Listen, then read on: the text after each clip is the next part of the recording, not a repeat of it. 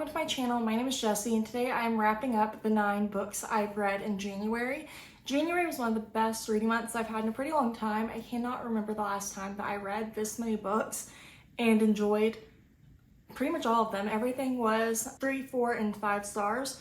So I would say that is very successful. Before we get going into the actual wrap up, I did want to let you know that Chris and Ro are both home. So there may be a little bit of background noise, mostly in the form of Ro. I've been keeping track of the books I've been reading in my bullet journal and kind of leaving mini notes about them to help me be more consistent with writing reviews on Instagram, and so far that has been working well.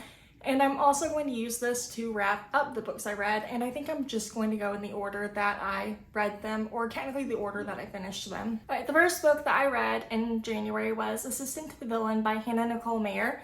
And I originally rated this book 4 stars, but I think I need to go back and bump it up to 5 because I can't quit thinking about it. It is one of my favorite books I've read in a long time. I really enjoyed the concept of it.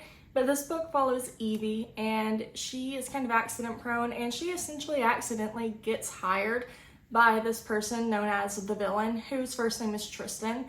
And he's a bad guy in the area, and she kind of just ends up being his assistant, doing little things for him, like getting his, whatever their world equivalent to coffee is. She also does other stuff. And then she kind of finds out that someone's trying to kill him, so she takes it upon herself to try to save him. And of course, there's this kind of slow burn romance between Evie and Tristan. It's very cute, very fun. The little frog Kingsley with his signs and crown was very cute as well, and a very cute element. I kind of think of him as looking like Fiona's father off of Shrek once he's turned back into a frog. But it was such a great book. I believe the second book, Apprentice to the Villain, comes out sometime in September, and it is one I definitely want to read as quickly as I can once it comes out. I also read Practice Makes Perfect by Sarah Adams, and it was another 4-star read for me. It was very cute and I had a lot of fun with it. This book follows Annie and Will. Annie is Noah's sister from the first book, and she runs a flower shop, and she's kind of dealing with trying to get out of her role that she's been in her whole life. She is the youngest of 4 siblings. She's always known as Angel Annie or anything similar to that. They see her family sees her as very innocent and sweet, and so does the town. And everyone is incredibly protective of her. Will is Amelia's from the first book's bodyguard, and he is in town because it is getting close to Noah and Amelia's wedding. So he is there because there is expected to be an uptick in fans and paparazzi, even though this is a tiny town where Amelia has lived mostly unbothered. Will, of course, is the heroine who despises love. He doesn't want to be with anybody. His parents had an incredibly toxic relationship, and he's kind of let that control his view on marriage and relationships completely. And so he comes to the town with the intent of being there a month and then getting the heck out because this town has no cell service, he is bored, there's nothing to do. And then he runs into Annie at a restaurant the first night in town. There's this propositioning from Amelia where Will essentially ends up being Annie's dating coach, and that kind of evolves into fake dating. And of course, they both fall for each other, but Annie knows he doesn't want to stay in this town for forever, and she knows she wants to live here for forever, but she secretly wants to travel and stuff, but she can't say that to her family because, you know, that's not who she is supposed to be. And then Will knows that, I forget his reasoning actually, and Will is just still terrified of a relationship, plus he's still trying to convince himself that when this month is up, he wants to get out of this town. But in the end, they ultimately do get together because it's a romance. And one of the things I really appreciated is that Will, throughout the entire book, always respected her boundaries. He ends up doing this thing very out of his character because of his love for Annie, and I love the way that Annie, in turn, respected his boundaries and decided that, you know, let's figure this out slowly. Let's not just rush into everything. And so I liked the way that was all taken care of. I also read The Son of Neptune by Rick Riordan, and it is the second book in the Heroes of Olympus series. Whenever I was a kid, I only read, I think, the first 2 or 3 books of the Percy Jackson books. And then last year I reread that series, and this is my first time reading the Heroes of Olympus. I really appreciated in this book that we got Percy's point of view back and got to see his experience at the Roman camp.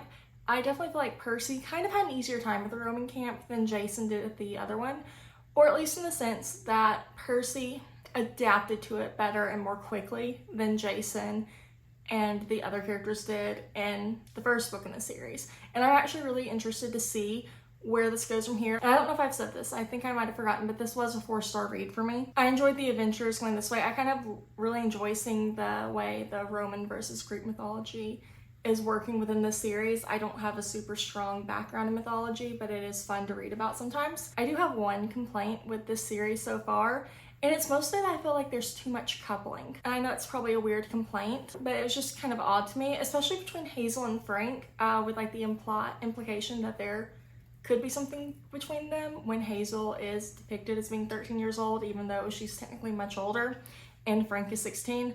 I just don't like all the coupling that's going on within this series. I could do without it.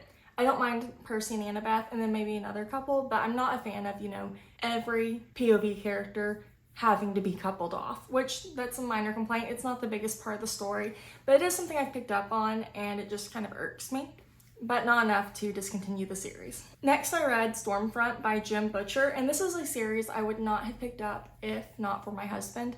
He and I made a deal that I would read at least one of his favorite books and he will read one of mine. So he is going to be reading Fourth Wing as soon as the audiobook Hold comes in on Libby. And I've already read the first book in the Dresden Files and it was pretty good. I do think I'm going to continue it at this time. I rate it 3 stars. If I did not say that, I need to get better at remembering to say that. But this book follows Harry Dresden and he's essentially a wizard. And wizards in modern times are kind of anti-technology in the sense that technology is anti-them and doesn't work for them. And that's not the biggest part of the story, but Chris swears that it plays a bigger role throughout the series. He works as a private detective and a consultant for the local police department. He gets called in to help the local police department with cases that are looking a little questionable. And of course, at the very beginning of this book, he gets called in to look at one of those cases immediately after or before meeting with a woman whose husband is missing. And throughout the book, you kind of realize those cases are connected.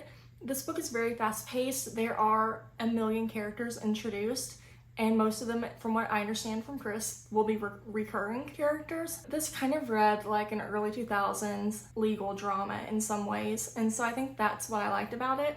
My biggest complaint with this book was I just didn't really like the way Harry referred to women. He referred to 2 different women with very different personalities, very different looks, as looking like they were former cheerleaders. Apparently that gets him into trouble for whenever he underestimates women throughout the series.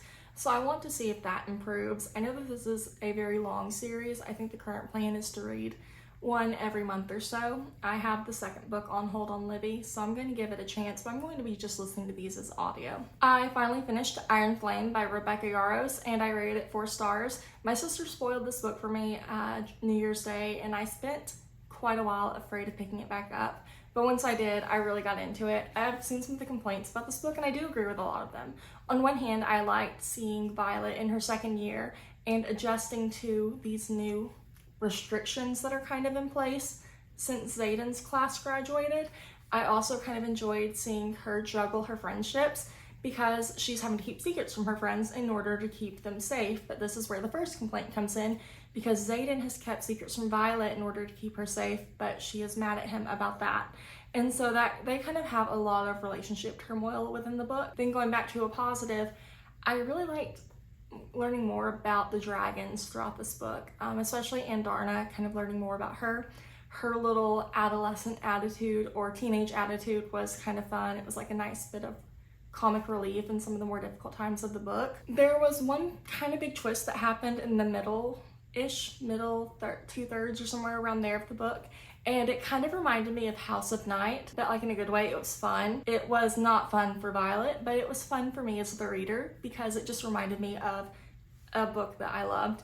And that's another thing about Fourth Wing, is that it's reminded me of so many of the books I loved in the 2010s whenever I was in middle school and high school, or mostly high school. I think I was in middle school in 2007 to whatever the end of that would be. But I've really been enjoying it. I've had so much fun with it. But then really quickly, I have to circle back to another complaint, and that is Xaden's kind of manipulation of Violet, in my opinion.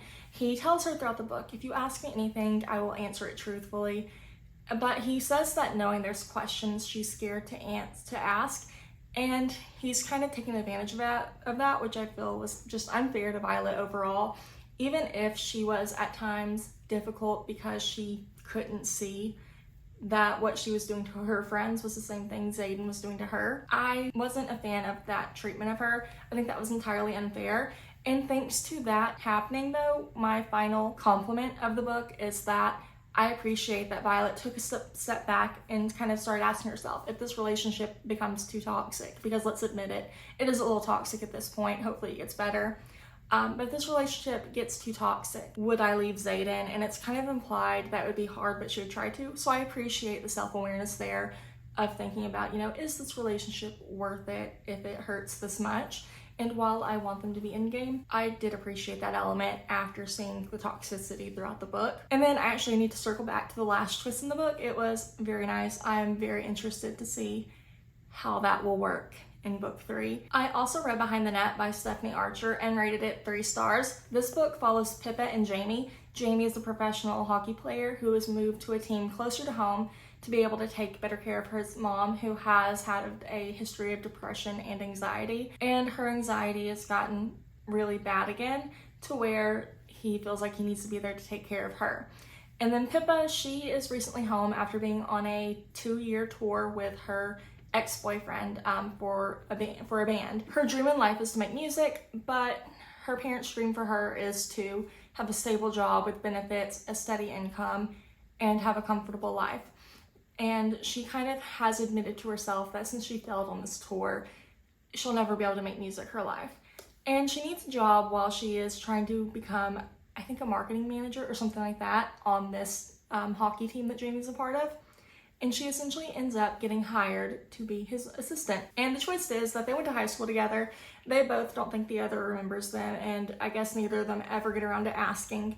But they kind of develop this relationship through forced proximity because Jamie ends up asking Pippa to move in with him, especially if she needs to be there to take care of his dog. He found a dog on his way home from practice one day, and that is essentially what made him realize he might need an assistant because he needs someone to take care of the dog. And so they have this forced proximity, and they end up being together throughout the book. My biggest complaint about this book is the constant callbacks to Pippa's ex. It's not that it's something that just happened in the first half. They have their moment where Pippa goes to a party with Jamie and rubs it in his face and she's over it. It is that Jamie, even towards the end, is still bringing up her ex, including asking during intimate scenes, did he ever do this to you? That was just kind of annoying. Like, let's not put so much focus on the ex. He played his part in the story, now let's move on to you guys. But that's my main complaint. It just was kind of a turn off as I read, and so that's kind of what helped knock the story down a little bit. I also read Never Whistle at Night by Shane Hawk, and it is a short story collection by different Native writers, and it was just really good. I rated it 4 stars, I believe. Yeah, I rated it 4 stars. I was having a really hard time giving away 5 stars in January. It was so good. I don't really have anything to say about it. It's just some stories are based off of folklore, some stories are based off of, current events or current issues. But I can tell you my favorite stories in the book. My first favorite was White Hills. I really just enjoyed the way and kind of seeing what this woman would go through to get and to keep the life that she wants. Navajo Don't Wear Elk Teeth was just really interesting. I don't know what it is about like a teeth collection, but it's interesting and also freaks me out, and so I think that's what stuck with me about that particular book. Quantum was one that really kind of messed me up in the sense that it was just so sad to me. It's about this woman who really cares about what percent of Native her children are. It leads to her neglecting one of them for not being Native enough. There are some lengths she tries to go to fix that, but I really like that in the end she seemed to become more open to loving her children more equally, if that makes sense. But that one really just kind of has stuck with me the most. And then Best Story Ever was my next favorite. I really enjoyed kind of this guy who's been stealing stories get his comeuppance in a way that will still help him because he tells stories so well. He remembers stories so well. So yes, he should be someone else to carry those stories on to the future, but not until he has kind of atoned for what he's done. I also read A Court of Frost and Starlight by Sarah J. Maas. I read this book on Hold on Libby a while ago, and it finally came through in January, and I finally made time to read it towards the end of the month. I think I actually just read it last weekend, and it was very cute and sweet. The things I liked about this book is that it included other points of views besides just Farah's. I enjoyed seeing Reese's point of view as well as a little bit of Cassian's point of view. I think the main reason I enjoyed this book so much is because I was anticipating A Court of Silver Flames, and so it's just like kind of once I get through this, I get to read that one.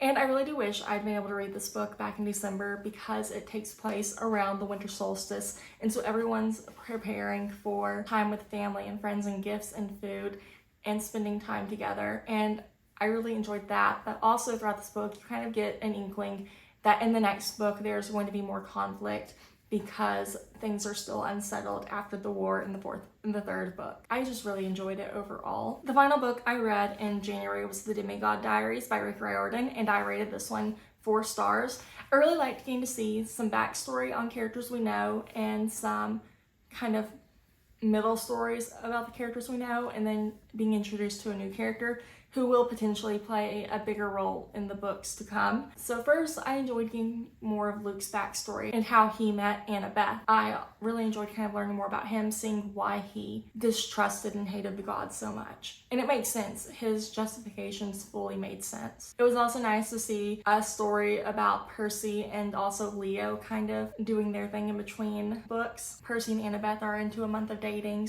and he gets asked to complete a job by Hermes.